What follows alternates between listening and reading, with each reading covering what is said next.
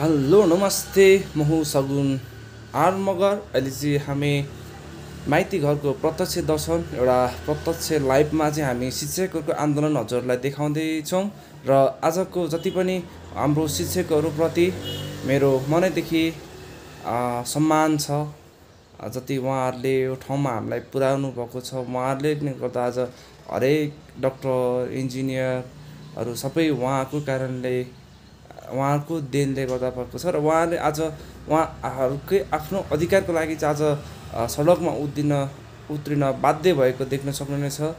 यो कुराहरू सरकारले सम्बन्धित निकायमा एकदम ध्यान आकर्ष भन्न चाहन्छु र आजको हामीले प्रत्यक्ष लाइभ यहाँनिर माइती घरदेखि हजुरलाई देखाउन गइरहेको छौँ। हेरेर साथ दिनुहोला भन्दै आजको भिडियोहरू यहीँबाट सुरु हुन गर्न चाहन्छु। हस् त धन्यवाद। एकदम छ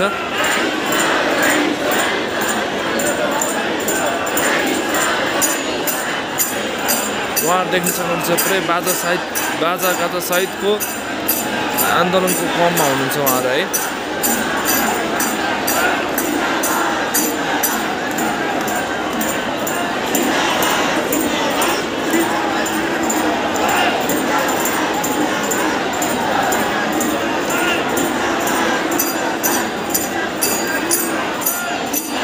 उहाँहरू देख्न सक्नुहुन्छ बाजा सहितको एउटा आफ्नो आन्दोलन निरन्तर रूपमा लागिरहनु भएको छ।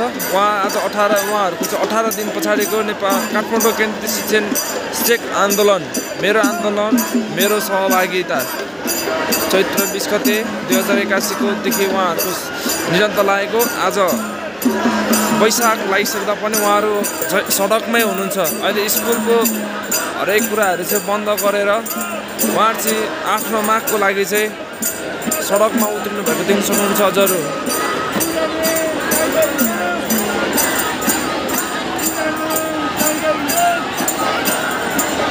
सबले आफ्नो शिक्षकहरूको देख्न सक्नुहुन्छ उहाँहरू पनि र आफ्नो ग्रुपमा भएर जिल्लामा चाहिँ भएर उहाँहरू चाहिँ एउटा आफ्नो मागहरूको लागि सडकमा उत्रिनु भएको देख्न सक्नुहुनेछ र यहाँ देख्न सक्नुहुनेछ पुरै अहिले चाहिँ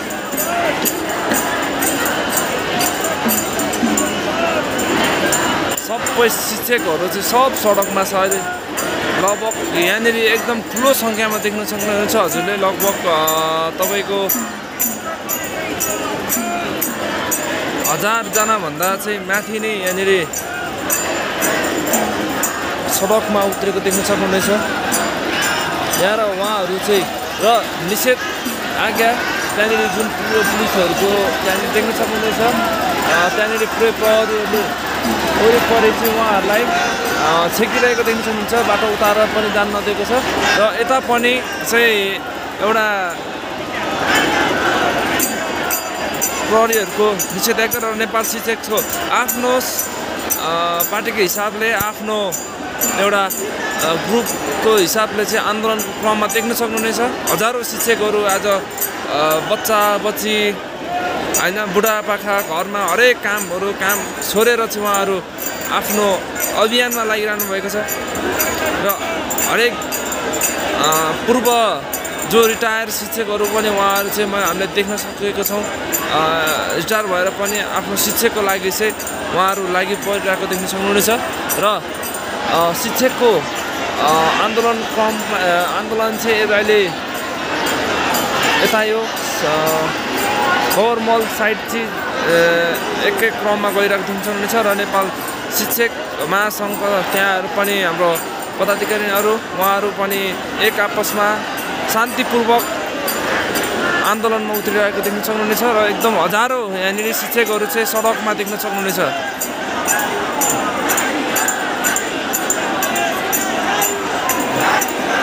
हाम्रो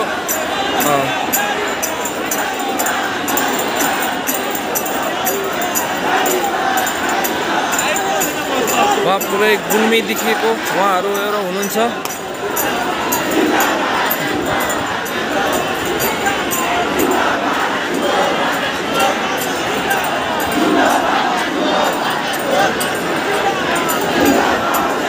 शैक्षिक सडक जुलुस तथा विरोध सभा नेपाल शिक्षक महासङ्घको एउटा हजारौँ शिक्षकहरू चाहिँ आज सडकमा उत्रिन बाध्य छ।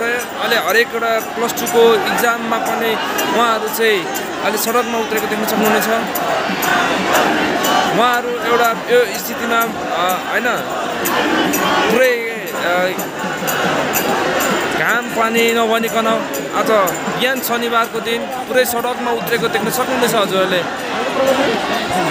पुरै बाजारका सहित आफ्नो तरिकाले शान्तिपूर्वक आन्दोलनमा उत्रिनु भएको छ उहाँहरू।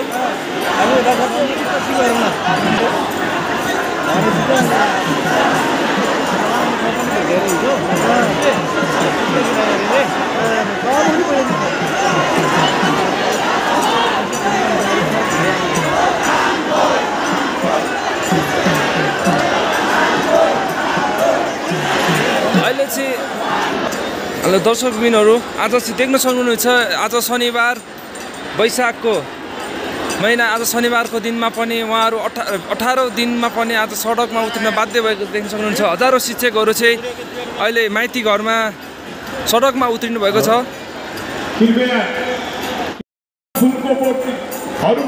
देख्न सक्नुहुनेछ अहिले चाहिँ शिक्षकहरू चाहिँ उहाँहरू आफ्नो माग पुरा गर्नको लागि चाहिँ सडकमा उत्रेको देख्न सक्नुहुनेछ र अहिले सडकमा दुईटा पुरै छपक्क पारेर उहाँहरू आफ्नो अभियानमा लागिरहेको सक्नुहुन्छ र हरेक शिक्षकहरू चाहिँ यहाँनिर उपस्थित भएको देख्न सक्नुहुन्छ। आज शनिबारको दिन हैन नेपाल शिक्षक महासङ्घका हरेक सबै एउटा पदाधिकारीहरू उहाँहरू सबै कुरो यही उपस्थित हुनुहुन्छ।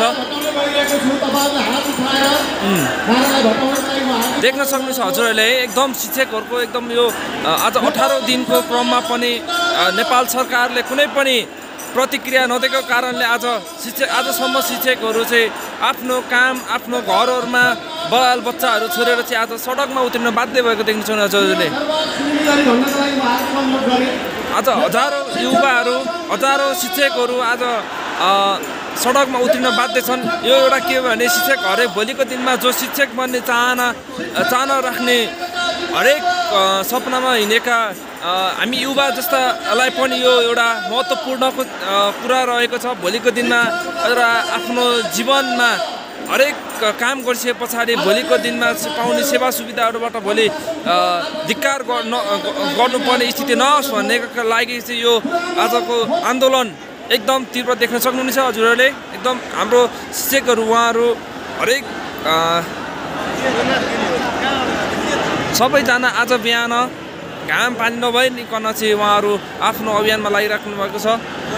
यो अभियान शिक्षक अहिले जति पनि रहनु भएको छ उहाँलाई आउने भावी शिक्षकहरूमा पनि भावी युवाहरूले पनि एउटा शिक्षक बन्ने एउटा पेसालाई अँगाल्ने व्यक्तिहरूले चाहिँ भोलिको दिनमा यो हरेक उनीहरूले जुन अहिले शिक्षकहरूले भोगिरहनु भएको छ हरेक कामहरू हरेक एउटा जुन समस्याहरू भोग्छ यो चाहिँ समस्याबाट जो नयाँ टिचरहरू बन्ने एउटा सपना बोकेर पढिरहनु भएको छ उहाँलाई चाहिँ सहज होस् भन्ने हिसाबको रूपले चाहिँ उहाँहरू एउटा आफ्नो अभियानमा लाग्नु भएको छ र यो शान्तिपूर्वक आन्दोलन देख्न सक्नुहुनेछ हजुरले चाहिँ है। यो किनभने आज 18 दिन शनिबारको दिनमा पनि उहाँहरूको कुनै पनि मागको लागि सरकारले कुनै पनि ध्यान आकर्षण नभएको कारणले गर्दाखेरि आज हजारौँ शिक्षकहरू 77 जिल्लाबाट चाहिँ आज यो माइती घरको उसमा चाहिँ उत्रिन बाध्य भएको देख्न सक्नुहुन्छ हजुरले।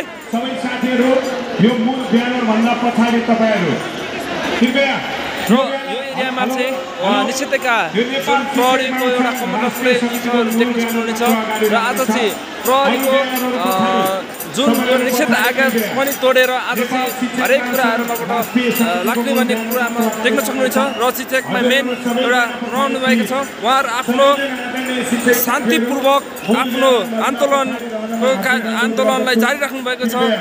कुनै हल्ला नभइकन आफ्नो एउटा नाचगान सहित शान्तिपूर्वक चाहिँ एउटा आन्दोलनमा रहनुभएको छ र अहिले जति पनि